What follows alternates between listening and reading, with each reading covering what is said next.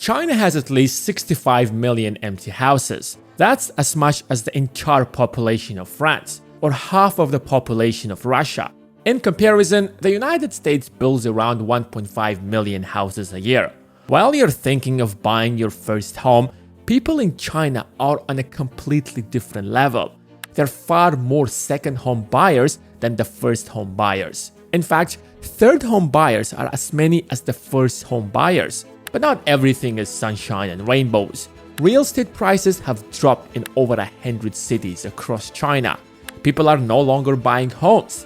Country Garden, which is one of the largest real estate developers in China, missed its loan payments last month and is on the risk of default. The Chinese real estate crash will be unlike anything we have ever seen because the housing market is at least a third of the entire China's economy.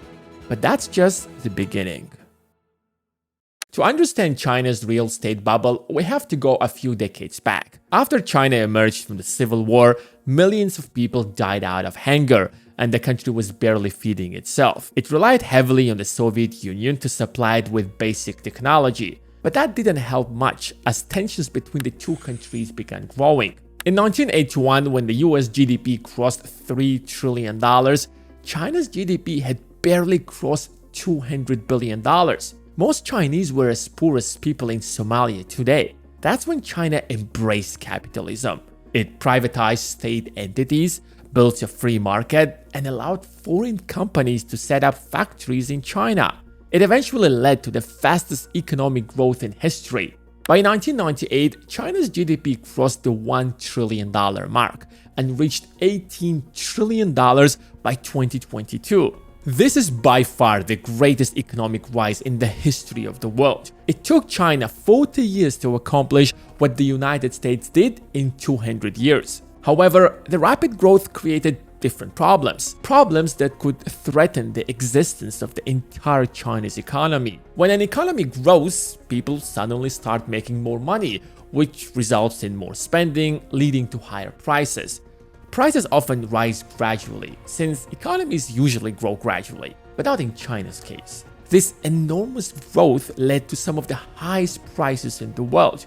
Beijing and Shanghai today are some of the most expensive cities in the world. People suddenly started making more money than they earned, so they began massively buying real estate. Most people were already buying their second home, and third home buyers were as many as the first home buyers. You can already imagine what happened to the house prices. They exploded. Along with them, rent prices soared.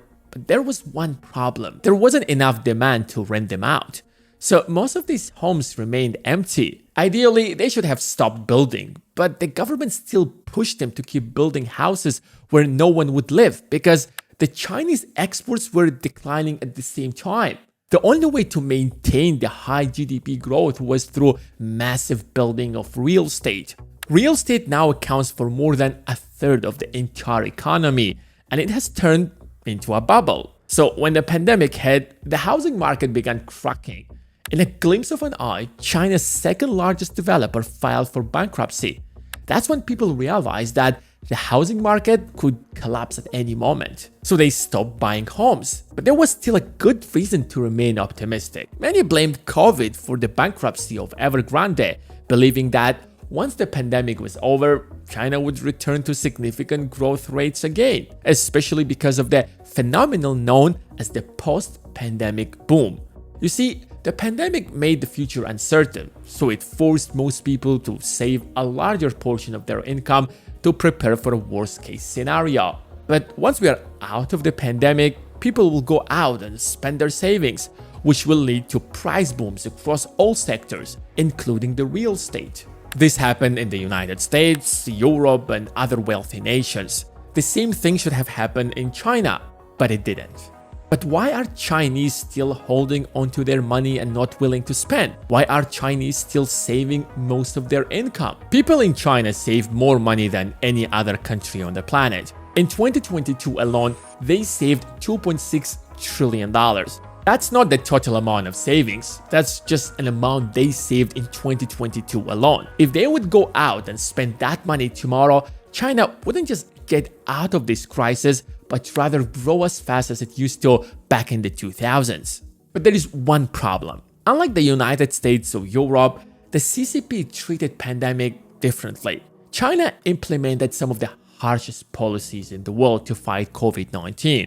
It shut down entire cities for months while provided limited financial support to its citizens. There wasn't mass printing money like there was in Europe or the United States. Most of China's financial help went to corporations and not the average citizens. I mean, the same thing happened in the US, but people still received a decent amount of cash compared to the pennies that people in China have received. Most Chinese were expected to somehow feed themselves despite the restrictions. If it wasn't for the culture of saving money in China, most people would have starved. And since the country has ended its zero COVID policy, people are skeptical about spending money. They are afraid that if there would be another lockdown, they can't rely on the government for financial help. So they're reluctant to spend their money. And the worst of it all is that there isn't much that the government can do. People are just afraid to spend. Well, that doesn't sound like a big deal. I mean, sooner or later, they will start spending money when they realize that the world is back to its normal state. But that still creates a fundamental problem. Lack of demand is causing prices to decrease, at least slightly. Real estate prices have already dropped in over 100 cities across China. People in China know that the country is filled with dozens of millions of empty houses, especially the ones who already own a home. And if the bubble bursts and the real estate market will crash, the COVID experience has made it clear that you cannot rely on the government. So instead, people are just keeping their cash in the bank, waiting for things to get better. The problem with that mindset is that it creates a deflationary mindset. As prices start going down because of the lack of demand, people won't rush to buy real estate, thinking that tomorrow prices will fall further. It's like a stock that is falling. You wait and wait and wait until it reaches the bottom. Where is that bottom? Well, nobody knows. You just wait. The deflation environment isn't just dangerous for the real estate market, but literally for the entire economy. People will just stop buying anything that isn't a necessity. But what about the rest of the world? Wouldn't they just keep buying Chinese goods? Well, China is still the global factory of the world. It has been losing that status for over a decade now. High labor costs, tight regulations, and the risk of sanctions have led many companies to start leaving China. But why can't the government just lower interest rates and flood the economy with cheap money? Isn't that obvious? They tried. Last month, the Chinese central bank lowered the rates from 3.55 points to 3.45. It's a small change, but the Chinese government knows that if they mess this up and lower the rates too fast, that can lead to inflation that can get out of hand, like it happened in the United States or the United Kingdom. Unlike the United States that can export its inflation globally, since the US dollar is the global currency reserve, China does not have that advantage. So there isn't much that the government can do to push spending. On top of that, with all of this news that China might invade Taiwan by 2027, people are afraid that China might just get sanctioned like Russia did. Another reason to save and get ready for the worst case scenario. When it comes to the economy, people's perception about the health of the economy is far more important than the health of the economy itself. If people have a positive outlook, they will spend, hence keeping the economy growing, and vice versa, of course. Which is why last month, another major Chinese developer, Country Garden, defaulted on its debts. So the question is, how the housing crash will impact China. Japan witnessed rapid industrialization after World War II. Back in the 1970s and 80s, experts even estimated that by the year 2000, Japan would take over the United States as the world's largest economy. Japanese cars started taking over the world. Japanese electronics flooded the US market, and Japan's rapid growth was called an economic miracle. However, the rapid growth turned into a bubble that collapsed in 1991 and took down with it literally the entire economy. Since then, the Japanese stopped trusting their government and are careful about spending money. 0% inflation is something that is super normal in the country. To give you a sense of how slow the Japanese economy is growing, just take a look at this graph. Japan's GDP today is $4.9 trillion, which is lower than it was back in 1995 at $5.5 trillion.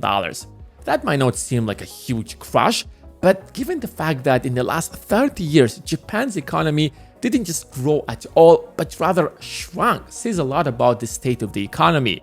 In comparison, the US GDP rose from $7.2 trillion to over $25 trillion during the same period. Even 30 years later, Japan's economy is still struggling and can't push its citizens to spend. People are willing to pay the bank to keep their money in the bank instead of spending it. Will China be Japan 2.0? That's where it seems to be going. But now it's your turn. What do you think? Let me know in the comments below.